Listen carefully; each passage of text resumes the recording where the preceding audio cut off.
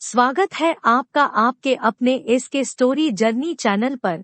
इस चैनल पर हॉरर, पारिवारिक, इमोशन और धार्मिक कहानियां आपके लिए प्रस्तुत होती है और जो जिंदगी से हताश और उदास हो जाते हैं उनके लिए मोटिवेशनल कहानियां भी लेकर आते हैं, जो कि बहुत ही मोटिवेट करने वाली कहानियां होती है, जिन्हें सुनकर अपने जीवन में कुछ करने की और कुछ बनने की भावना जागृत होती है।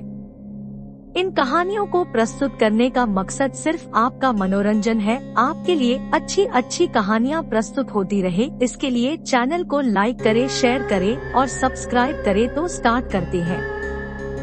आज की कहानी बहुत ही रोचक है, पूरी कहानी देखना। कहानी का शीर्षक है भाई का भूत। यश और कनक की मुलाकात एक कैफे में हुई। कनक को देखकर यश उसे देखता ही रहा। कनक की वो मुस्कुराहट यश को भा गई थी, वो उसका दीवाना हो चुका था। अगले कई दिनों तक यश उसी कॉफी शॉप में जाता रहा, बस कनक को देखने के लिए। एक दिन यश ने मन बना ही लिया और वह सीधा कनक के सामने जा बैठा। कनक, हेलो। यश, हाय। कनक, मैं जानती हूँ कि तुम यश हो और एक आईटी कंपनी में काम करते हो और पिछले कुछ दिनों से मेरा पीछा भी कर रहे हो। यश, तुम्हें ये सब कैसे पता चला? कनक, वो मेरा सीक्रेट है, वैसे भी बैठो कॉफी पीते हैं। यश और कनक ने साथ में कॉफी पी और बातचीत भी की। यश की खुशियों का ठिकाना ही नहीं था। यश, कल कब मिलोगी? कनक, इसी टाइम बीच पर। यश, अपना नंबर तो देते जाओ। कनक, कल मिलो तब देती हूँ। अगले दिन कनक और यश बीच पर मिले। यश, मुझे लगा तुम नहीं आओगी। कनक, कैसे नहीं आऊंगी, तुमसे मिलना जो था। यश यही सोचकर खुश था कि कनक बस उससे मिलने आई थी। उन लोगों ने काफी समय साथ बिताया और जब शाम के 6:30 बज गए तो कनक के मोबाइल में अलार्म बजा। कनक, मुझे अब जाना होगा। यश, इतनी जल्दी? कनक, हाँ, वो मेरी फैमिली रेस्ट्रिक्शन है, मेरा बड़ा भाई है। चलो अब मैं चलती हूँ। बस इतना बोलकर कनक वहाँ से चली गई। अगले दिन वो दोनों कैफे में मिले और फिर शाम 6:30 बजे अलार्म बजा और कनक वहाँ से फिर निकल गई। यश को ये बात बहुत अजीब लगने लगी। इसके बाद जब यश और कनक पार्क में मिले और जब 6:30 बजे अलार्म बजा तो यश ने कनक से कहा, यश, अरे तुम अपने भैया से झूठ बोल दो कि तुम अपनी सहेली की शादी में हो। कनक, नहीं, मैं नहीं कर सकती, भैया यहाँ आ जाएंगे और फिर सब गड़बड़ हो जाएगी। इतना बोलकर कनक वहाँ से भाग गई।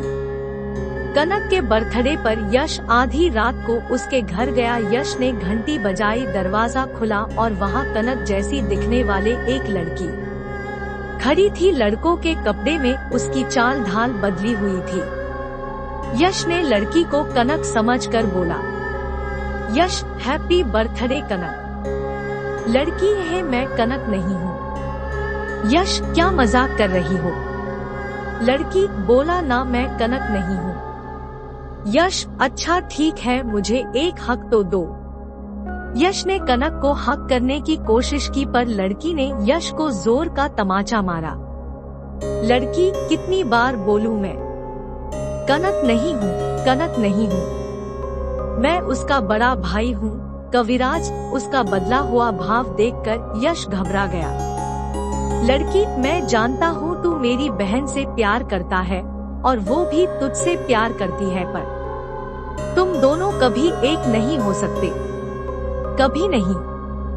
क्योंकि सूरज ढलते ही कनक के शरीर में मैं रहता हूँ, उसका बड़ा भाई कविराज, इसलिए अच्छा यही है कि तू कनक को भूल जा और निकल जा, यहाँ से निकल जा। लड़की ने यश को धक्का मारकर घर से बाहर निकाल दिया। उस रात यश कनक के घर के बाहर खड़े होकर सोचता रहा कि आखिर उसके साथ हुआ क्या। वो परेशान था। वो जिस लड़की से प्यार करता था उसके शरीर में एक भूत रहता है। अगली सुबह सूरज उगते ही कनक रोते हुए उसके पास आई। यश, ये सब क्या है? कनक, तुम घर चलो, सब कुछ बताती हूँ। यश कनक के रूम में बैठा था और कनक अपनी कहानी बताने लगी। यह उस समय की बात है जब मैं और मेरे बड़े भैया कविराज एक पहाड़ पर गए थे। हम दोनों लगभग 14 से 15 साल के थे। मुझे ऊंचाई से बहुत डर लगता था। मैं घबराई हुई थी। भैया ने मुझे डराने के लिए पीछे से डराते हुए भौंकिया और अचानक मैं पीछे मुड़ी, जिससे भाई का संतुलन बिगड़ गया और वो पहाड़ से नीचे गिर गए। उस दिन से उनकी आत्मा रोज शाम सूरज ढलते ही मेरे शरीर में घुस जाती है। मैं दिन में लड़की की तरह रहती हूँ और रात में लड़के की तरह। मेरे माँ बाप को ये बात पता थी। उन्होंने कई कोशिशें की भैया की आत्मा को मुक्ति दिलाने की, पर कोशिश सफल नहीं हुई। यश, पर इसका कोई अंत तो होगा। कनक, अंत है, पर भैया मुझे वो करने नहीं देंगे। यश, पर क्या? कनक, पूर्णिमा की रात भैया की आत्मा मेरे शरीर में नहीं घुस सकती। उस रात हमें पुराने मंदिर में जाकर भैया की आत्मा को मुक्ति दिलानी होगी। यश, यह इतना मुश्किल तो नहीं लग रहा है। कनक, मुश्किल ये है कि भैया उस रात मुझे घर के बाहर जाने ही नहीं देते। यश, इस बार मैं तुम्हें ले जाऊंगा पुराने मंदिर। इस दिन के बाद यश पूर्णिमा का बेसब्री से इंतजार करने लगा। यश ने एक पंडित जी से बात भी की। यश, क्या वो दुष्ट आत्मा कनक को मुझे यहाँ लाने देगी? पंडित, मुश्किल है पर नामुमकिन नहीं। यह भोलेनाथ की विभूति है, अघोरियों की तपस्या से सिद्ध। इसके सामने वो दुष्ट शक्ति कुछ नहीं कर पाएगी। यह तुम अपने शरीर पर लगा लेना और उस लड़की के शरीर पर भी। आखिर पूर्णिमा की रात आ ही गई।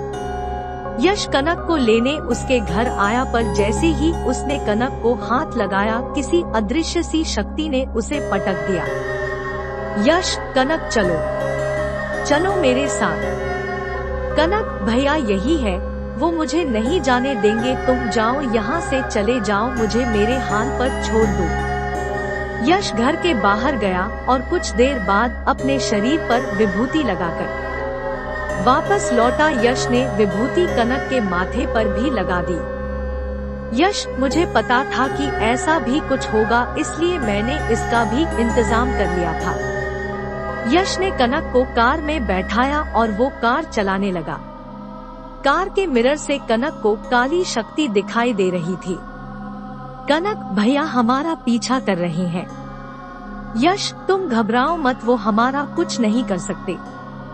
वो दोनों पुराने मंदिर पहुंच गए और पंडित जी ने दोनों को एक घेरे में बिठा दिया। जैसे जैसे पंडित जी मंत्र पढ़ते जा रहे थे, एक काली शक्ति वहां आसपास घूमने लगी। उस काली शक्ति ने एक रूप ले लिया। काली शक्ति, कनक, तुम मुझे मारना चाहती हो? कनक, नहीं भैया, रोते हुए बोली। पंडित, कनक, उसके बातों पर ध्यान मत दो, वो तुम्हें बहका रहा है। पंडित मंत्र पढ़ता गया और कविराज की आत्मा तड़पती गई। कनक रो रही थी। आखिर पंडित ने कविराज की आत्मा को मुक्ति दिलवा ही दी, पर कनक अब भी रोए जा रही थी। यश ने उसे संभाला। यश, तुम्हारे भैया अब वहाँ चले गए जहाँ उन्हें होना चाहिए। उस दिन के बाद कनक के शरीर में कविराज कभी नहीं आया और फिर कनक और यश ने शादी कर ली और फिर वो दोनों हमेशा खुशी खुशी रहने लगे।